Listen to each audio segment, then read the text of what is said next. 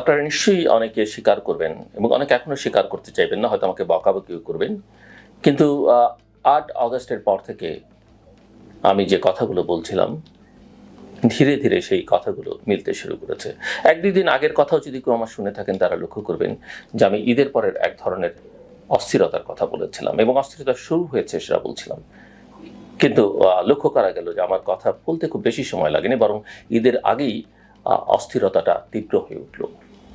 যাদেরকে আমরা ভালোবাসতাম ৫ তারিখ ৮ তারিখ পর্যন্ত বা তার পরেও খানিকটা সময়, তাদের সম্পর্কে আমি নানা কারণে আমার সতর্ক বার্তা উচ্চারণ করতে শুরু করেছি। মিসগাইডেড, তারা উচ্চাভিলাষী, তারা ডিরেইলড, কথাগুলো আমি বলছিলাম অনেকদিন ধরেই। এবং এগুলো বলতে গিয়ে, তাদের কিছু অ্যাক্টিভিটিসের কথা বলতে গিয়ে আমি প্রচুর সামাজিক যোগাযোগ মাধ্যমে বকাবকির শিকার হয়েছি। কিন্তু কেউ যদি লক্ষ্য করেন, হ্যাঁ, আমি বলছি না যে আমার সব কথা 100% গত কয়েক বছরে মিলেছে, কিন্তু শেখ হাসিনার বিদায়ের কথা আমি কিন্তু যে ২-৩ দিন আগে শেখ হাসিনা যখন ক্ষমতায়, তখনই বলেছি, জীবনের ঝুঁকি নিয়ে বলেছি। আজকে যখন মব জাস্টিস, শেখ হাসিনার আমলের যে ট্যাগ কালচার, সেখান থেকে বাংলাদেশ মুক্ত হয়নি, তখনও কিন্তু আমি এই কথাগুলো বলে চলেছি। আমি পঞ্চপাণ্ডবের কথা বলছিলাম, অনেকে সেটা নিয়ে ব্যঙ্গ করেছেন। আমি এগুলো কেন বলছি, এই বীরদের, এই তরুণদের সম্পর্কে আমি সব কথা কেন বলছি।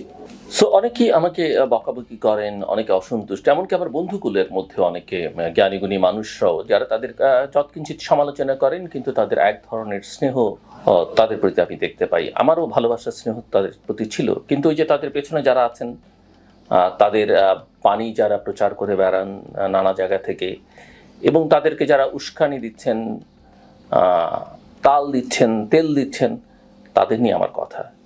এবং তাদের কর্মকাণ্ড নিয়ে আমি কিন্তু সংশয় প্রকাশ করেছি বিভিন্ন সময়ে। এখন বলবেন তরুণদের নিয়ে এত কথা বলবার দরকার কি? আমি অনেক আগেই বলেছি যে এই তরুণরা এখন আর বাংলাদেশের সকল তরুণদের, সকল ছাত্রদের প্রতিনিধিত্ব করে না। এরকম আবেগ আপনি বহুবার দেখিয়েছেন, বাংলাদেশের গণমাধ্যমগুলো দেখিয়েছে, ব্যবসায়ীরা দেখিয়েছে, রাজনীতিবিদরা দেখিয়েছে। মনে আছে আমাদের গণজাগরণ মঞ্চের কথা, সেই হ্যামিলনের বংশীবাদকওয়ালারা সারা দেশ ছুটল তাদের পিছনে, সংসদ থেকে সংসদ সদস্যরা বেরিয়ে গেলেন, কত কিছু করলেন, পত্রপত্রিকা তাদের নিয়ে ব্যস্ত। ফর্চুনেটলি আর আনফর্চুনেটলি আমি একদমই ছিলাম না, আমি সেখানে যাইও নি।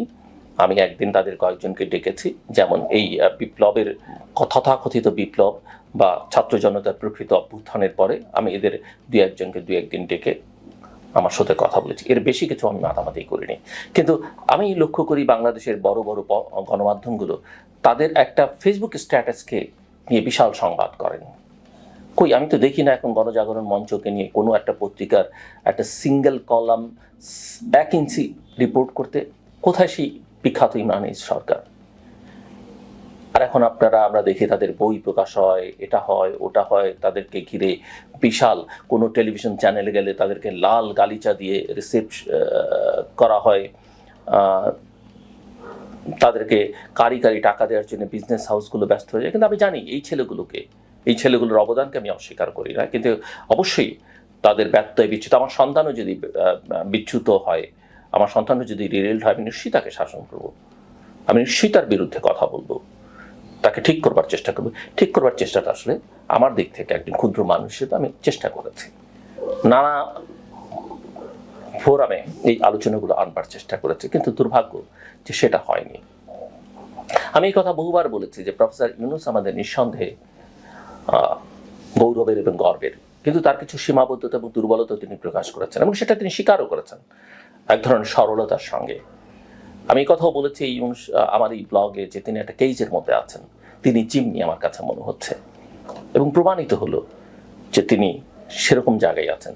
আজকে তার কথারও প্রতিবাদ, তার কথার সমালোচনা এই তার মাস্টার মাইন্ডরা, এই তার সোনার ছেলেরা করছে। আমি বলেছি যে হাসনাতকে আমি পছন্দ করতাম, কিন্তু তার বডি ল্যাঙ্গুয়েজ আমার পছন্দ হয়নি। হাসনাতের নাম উচ্চারণ না করে একটা স্ট্যাটাস দেওয়ার কারণে হাসনাত আমার নাম উচ্চারণ করে স্ট্যাটাস দিয়েছে। কিন্তু আজকে হাসনাত কিংবা আসিফ মাহমুদ, হাসনাত তার ফেসবুকে স্ট্যাটাস দিয়ে আসিফ মাহমুদ একটা টেলিভিশন বা অনলাইন পোর্টালে তার একটা ভিডিও বার্তায়, এবং আরেকজন সমন্বয়ক বা অত্যন্ত গুরুত্বপূর্ণ সরকারও আছেন, গৃহযুদ্ধের কথা বলে তাদের নতুন পার্টি, নাহিদ ইসলামের নতুন পার্টি, জাতীয় নাগরিক কমিটি এবং তাদের নেতা নাসিরুদ্দিন পাটোয়ারি সহ তারা প্রফেসর মোহাম্মদ ইউনূসের বিরুদ্ধে যেসব কথাবার্তা বলছেন, সেনাপ্রধানের বিরুদ্ধে যেসব কথাবার্তা বলছেন, সেনাবাহিনীর বিরুদ্ধে যেসব কথাবার্তা বলছেন, অ্যাকসেপ্টেবল নয়। ইয়েস, আমাদের সেনাবাহিনীর দুর্বলতা সীমাবদ্ধতা ছিল, প্রতিষ্ঠান হিসেবে নয়, ব্যক্তিবিশেষের। গোয়েন্দা সংস্থাগুলোর সীমাবদ্ধতা, দুর্বলতা, অন্যায় ছিল, কিন্তু যেসব ব্যক্তিবিশেষ করেছে তাদেরকে আমরা বিচারের আওতায় আনতে চাই অবশ্যই, কিন্তু প্রতিষ্ঠান হিসেবে সেনাবাহিনীকে প্রশ্নবিদ্ধ করবার কোনো সুযোগ নেই। বাংলাদেশ একটা ফ্র্যাজাইল স্টেট না, বাংলাদেশ একটা ফেইল্ড স্টেট না। আমাদের স্বাধীনতা, সার্বভৌমত্ব, আমাদের এগিয়ে যাবার জন্য, নিরাপত্তার জন্য আমাদের সেনাবাহিনী, শক্তিশালী সশস্ত্র বাহিনী দরকার। এই সশস্ত্র বাহিনী আমাদের জন্য অনেক কিছু করেছে। ইয়েস, তারা একটা সরকারের অধীনে কাজ করে, তাদের অনেক সময় চাইলে অনেক কিছু তারা করতে পারে না, একটা শৃঙ্খলার মধ্যে থাকতে হয়। কিন্তু এই কথা তো মানতে হবে, 90-এর অভ্যুত্থান যদি জেনারেল নুরুদ্দিন না চাইতেন, তৎকালীন সেনাপ্রধান, সফল হতো না বা এরশাদের পতন হতো না। আমি এই কথা বলি না যে জনগণ সেনাবাহিনীর বিরুদ্ধে দাঁড়িয়ে কখনো সফল হয় না, কিন্তু ইতিহাসে সেটা বিরল, এবং সেটা তখন যখন ওই রাষ্ট্র থাকে না, ওই রাষ্ট্র একটা ভঙ্গুর রাষ্ট্র পরিণত হয়। জুলাই আগস্টে এত রক্তদান, আত্মদান সফল হতো না যদি আমাদের সেনাবাহিনী, বিমান বাহিনী, নৌবাহিনী, বিশেষ করে সেনাবাহিনী এবং সেনাপ্রধান সেদিন যদি শক্ত অবস্থান না নিতেন, সেদিন যদি প্রধানমন্ত্রীর কথা শুনতেন, সরকারের কথা শুনতেন। সেনাপ্রধান তো তার আত্মীয়, কিন্তু আত্মীয়তার বন্ধন তাকে তার দায়িত্ব থেকে পিছু হতে বাধ্য করেনি। তিনি দায়িত্ব পালন করেছেন, নির্দেশ মানেননি। তিনি তার যেটা করা দরকার দেশের স্বার্থে, জনগণের স্বার্থে, সেটা করেছেন। সেনাপ্রধানকে অনেকে ভারতের দালাল বলেন। আমি সব কথার মধ্যে ভারত টেনে আনার পক্ষপাতী না। ভারতের দুর্বলতা, সীমাবদ্ধতা, আমাদের সঙ্গে তাদের যে সম্পর্কের টানাপোড়েন, এগুলো নিয়ে আমি অনেকবার কথা বলেছি। কিন্তু আপনি সমুদ্রে নেমে কুমিরের সঙ্গে লড়াই করবেন, পানিতে নেমে আপনি আপনার কিছুই নেই। আমি শুনছি যে তারা বলছেন যে তারা 5 তারিখে, এই ছাত্র নেতারা বলছেন যে তারা 5 তারিখের পরে নাকি অস্ত্র হাতে যুদ্ধ পরিকল্পনা করেছেন। কি হাস্যকর কথা। তারপরে আপনি বলছেন যে গোপন কথা আপনার সঙ্গে ক্যান্টনমেন্টে আলোচনা হচ্ছে। আমার কথা হলো, বা সেই সময় সরকার গঠন প্রক্রিয়ার মধ্যে যে আসিফ যেটা বলছেন, হাসনাত যেগুলো বলছেন, যেসব আলোচনা হচ্ছে, এইসব আলোচনা তাহলে তো আপনাদের সঙ্গে কেউ কথা বলবে না কোনোদিন। হ্যাঁ, একটা আলোচনায় অনেক রকমের আলোচনা, আপনি কি সব আলোচনা পাবলিক করেন? আমরা কি সবসময় করি? এই যে শোয়ের আগে আমার সঙ্গে পলিটিশিয়ানরা যেসব কথা বলে বা শোয়ের পরে কথা বলে, আমি কি সেগুলো অন্য জায়গায় বলে বেড়াই? আর সেগুলো যদি আমি বলতাম তাহলে এত বছর এই শো রান করতে পারতাম? আমি পারতাম না। সব সত্য সবসময় বলতে নেই। আপনারা তো এখন দেশটাকে একটা অন্ধকার, আমি অনেকদিন ধরে বলছি, অন্ধকার জগতে নিয়ে যাওয়ার চেষ্টা করছেন। আর এখন দেশটাকে মানে একটা গৃহযুদ্ধের দিকে ঠেলে দিচ্ছেন। গৃহযুদ্ধ আপনাদের পছন্দ হতে পারে, কিন্তু বাংলাদেশের 20 কোটি মানুষের পছন্দ নয়। আপনারা হয়তো এখন অন্য কারো স্বার্থে কাজ করছেন। I am sorry to say this, I am sorry. আপনি সেনাপ্রধানের সততা নিয়ে প্রশ্ন তুলতে পারেন না, আপনি সেনাপ্রধানের আন্তরিকতা নিয়ে প্রশ্ন তুলতে পারেন না, সেনাবাহিনীকে নিয়ে প্রশ্ন আপনি তুলতে পারেন না। জনগণের মুখোমুখি দাঁড় করাবার কোনো কারণ নেই। সেনাপ্রধান একবারের জন্য বলেননি যে তারা ক্ষমতা নিতে চায়, সেনাবাহিনীর কথা বলেনি। তাহলে কেন আমরা বলছি? যেখানে বিএনপির মতো দল বলছে যে তারা কোনো রাজনৈতিক দল নিষিদ্ধ চায় না। আপনি যদি জনগণের ক্ষমতায়ন চান, আপনি যদি ভোটের অধিকার চান, জনগণকে সিদ্ধান্ত নিতে দেন না। বিএনপি, জামাত, আওয়ামী লীগকে থাকবে না। দুর্ভাগ্যজনক, আজকে প্রফেসর মোহাম্মদ ইউনূসকে আপনারা বিতর্কের মধ্যে ঠেলে দিচ্ছেন। প্রফেসর মোহাম্মদ ইউনূসের সঙ্গে সেনাপ্রধানের দ্বন্দ্ব তৈরি করবার চেষ্টা করছেন। কেন করছেন? আমি এত অতি কথন ভালো নয়। একটা কথা মনে রাখবেন, আপনারা যা করেছেন প্রতি 3 ক্ষণের হিসাব কিন্তু সবার কাছে আছে, গণমাধ্যমের কাছে আছে, এমনকি বিভিন্ন গোয়েন্দা সংস্থার কাছে আছে।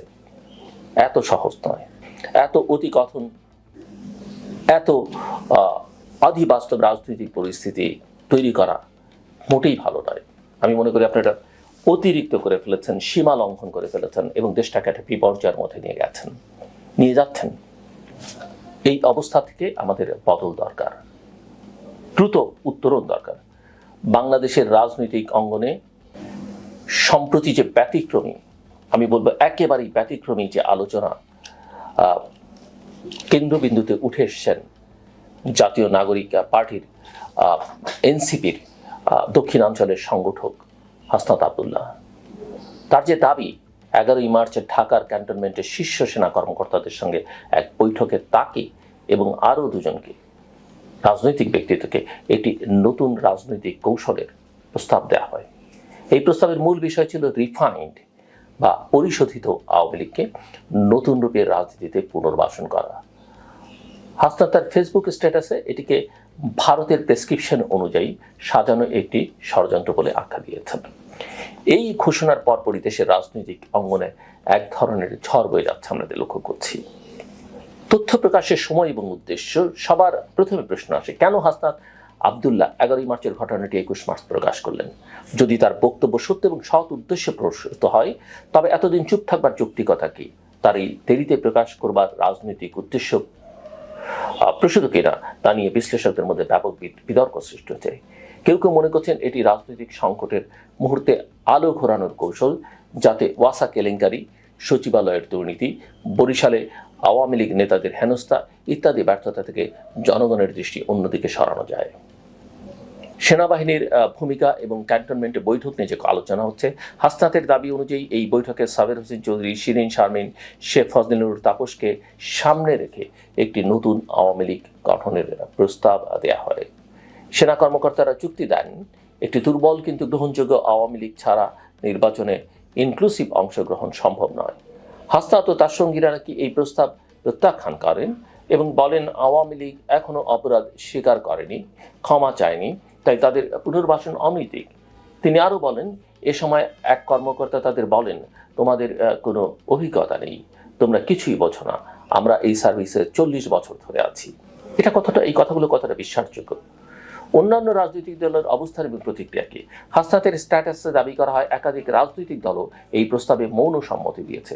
তবে বিএনপি, জামায়াত ইসলামী, গণ অধিকার পরিষদ এবং বাংলাদেশের কমিউনিস্ট পার্টি সহ অনেক দলই এই দাবি প্রত্যাখ্যান করে বলেছে তাদের এমন কোনো প্রস্তাব দেয়া হয়নি বা তারা এমন ষড়যন্ত্রে নেই, বরং তারা বরাবরই আওয়ামী লীগ নিষিদ্ধের দাবি জানিয়ে আসছে এবং মনে করে যে, এখানে বলে রাখা ভালো যে জামায়াতের এই দাবিটা সেই অর্থে তারা করেনি, বিএনপিও দলীয়ভাবে সেই দাবিটা করেনি। তবে হাসনাতের স্ট্যাটাসের পর আমি লক্ষ্য করলাম 2-1 বিএনপির নেতা এই দাবির সপক্ষে, অর্থাৎ আওয়ামী লীগ নিষিদ্ধের কথা বলছেন। বিএনপি যে একটু এখনো অগোছালো সেটা কিন্তু তাদের কথাবার্তায় প্রমাণিত হয় এবং কিছু কিছু নেতার বক্তব্য যেভাবে ফ্ল্যাকচুয়েট করছে তাদের দলটাকে খানিকটা বিব্রতকর অবস্থার মধ্যে নিয়ে যাচ্ছে বলে আমি মনে করি। সো তারা মনে করে যে 5 আগস্টের গণহত্যার, অর্থাৎ বিএনপির এবং অন্যান্য রাজনৈতিক দলের কোনো কোনো নেতা গণহত্যার পর আওয়ামী লীগ রাজনৈতিকভাবে অগ্রহণযোগ্য হয়ে গেছে। একথা ঠিক, এটা আপনাদের মানতেই হবে। ইউনূস বিতর্ক এবং নেতৃত্বের যে দ্বৈত ব্যাখ্যা, অন্তর্বর্তীকালীন সরকার প্রধান অধ্যাপক ডক্টর মোহাম্মদ ইউনূস সম্পর্কে হাসনাত আবদুল্লাহ নানা বক্তব্য দিয়েছেন। একদিকে তিনি ইউনূসকে ভারতের প্রতিনিধি হিসেবে আখ্যায়িত করেছেন, অন্যদিকে বিশেষ করে তাদের দলও সেটা খানিকটা বলবার চেষ্টা করেছে। অন্যদিকে আগের সময়গুলোতে সংস্কারের জন্য তার নেতৃত্বের সময় যে কথা বলেছেন, এই দ্বৈত অবস্থান তাকে প্রশ্নবিদ্ধ করেছে। একই সঙ্গে আসিফ মাহমুদের একটি ভিডিও প্রকাশ্যে এসেছে যেখানে দেখা যায় সেনাপ্রধান ডক্টর ইউনূসকে প্রধান উপদেষ্টা মেনে নিতে চায়নি, কারণ তিনি একটি মামলায় দণ্ডিত। পরে সেনাপ্রধান বাধ্য হয়ে বুকে পাথর চাপা দিয়ে এই সিদ্ধান্ত মেনে নেন, কোট আনকোট, বুকে পাথর চাপা দিয়ে। সো এই বিষয়ে নিরাপত্তা বাহিনীর প্রতিক্রিয়া এবং রাজনৈতিক উত্তেজনা আমরা লক্ষ্য করছি। হাসনাতের বক্তব্যের পর আন্তঃবাহিনী জনসংযোগ পরিদপ্তর ISPR বিষয়টি নিয়ে মন্তব্য করতে অস্বীকৃতি জানায়। তবে ঢাকা সহ দেশের বিভিন্ন প্রান্তে নিরাপত্তা বাহিনীর টহল এবং সতর্ক অবস্থান বৃদ্ধি পায়। শাহবাগ, প্রেস ক্লাব, বায়তুল মোকাররম, সংসদ ভবন সহ গুরুত্বপূর্ণ এলাকাগুলোতে সেনাবাহিনী এবং পুলিশের উপস্থিতি দৃশ্যমান হয়। এ থেকেই বোঝা যায় পরিস্থিতি কতটা স্পর্শকাতর। রাজনীতিবিদ এবং বিশ্লেষকদের যে প্রতিক্রিয়া আমরা লক্ষ্য করেছি সেগুলো এরকম যে রাজনৈতিক বিশ্লেষক অধ্যাপক দিলারা চৌধুরী এটি গণমাধ্যমকে বলেছেন যে সেনাবাহিনীকে এইভাবে টেনে আনা উচিত হয়নি, রাজনৈতিক বিষয় সিদ্ধান্ত রাজনৈতিক নেতাদেরই নেওয়া উচিত। নিরাপত্তা বিশ্লেষক ব্রিগেডিয়ার জেনারেল অবসরপ্রাপ্ত শাহিদুল আনাম খান, যিনি ডেইলি স্টারের সঙ্গে যুক্ত, তিনি বলেন যে সেনাবাহিনীর সঙ্গে হওয়া ব্যক্তিগত আলোচনার বিষয় প্রকাশ্যে আসা অনুচিত এবং তা বিদেশি অপশক্তির হাতে দেশের দুর্বলতা তুলে ধরতে পারে। এছাড়াও তিনি বলেন যে জুলাই আগস্টে ছাত্র জনতার অভ্যুত্থানের সময় যে ঐক্য সৃষ্টি হয়েছিল এখন বিভাজনের রাজনীতি সেই ঐক্য ধ্বংস করছে। এবং সেনাপ্রধান কিন্তু এই বিভাজনের কথা সতর্ক করেছিলেন এবং স্বাধীনতা সার্বভৌমত্ব যে হুমকির মুখে সেটাও কিন্তু কয়েকদিন আগে একটা বক্তৃতায় বলেছিলেন।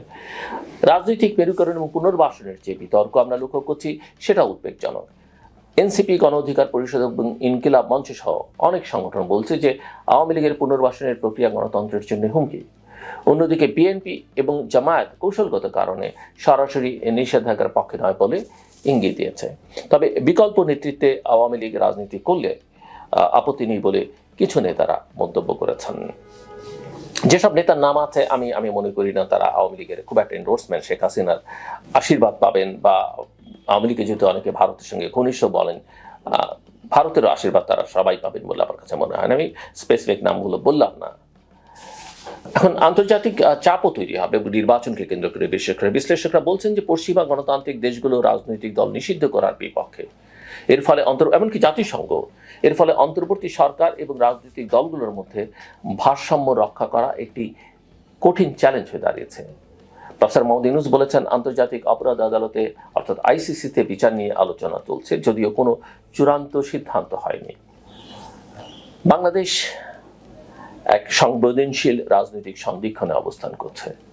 সেনাবাহিনী, অন্তর্বর্তী সরকার, রাজনৈতিক দল এবং জনগণের মধ্যে আস্থার সংকট বাড়ছে। হাসনাত আবদুল্লাহর বক্তব্য, আসিফ মাহমুদের বক্তব্য, নাগরিক পার্টির বক্তব্য এবং তার মাধ্যমে প্রকাশিত বিতর্ক রাজনৈতিক অঙ্গনে উত্তেজনা ছড়াচ্ছে। এখন সময় সংঘাত নয়, সংহতির। রাজনীতিবিদদের হাতেই থাকা উচিত এবং গণতান্ত্রিক প্রক্রিয়ায় বিচারের মধ্য দিয়ে সকল সমস্যার সমাধান খোঁজা উচিত।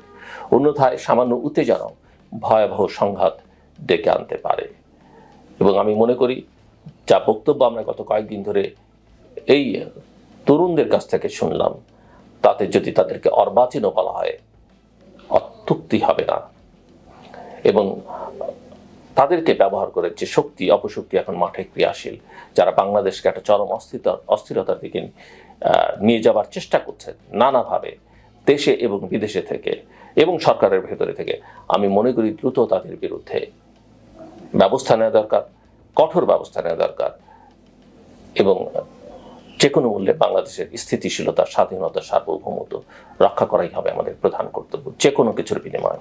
আমার কথা শুনবার জন্য আপনাদের অসংখ্য ধন্যবাদ। আপনাদের সবার জন্য শুভকামনা।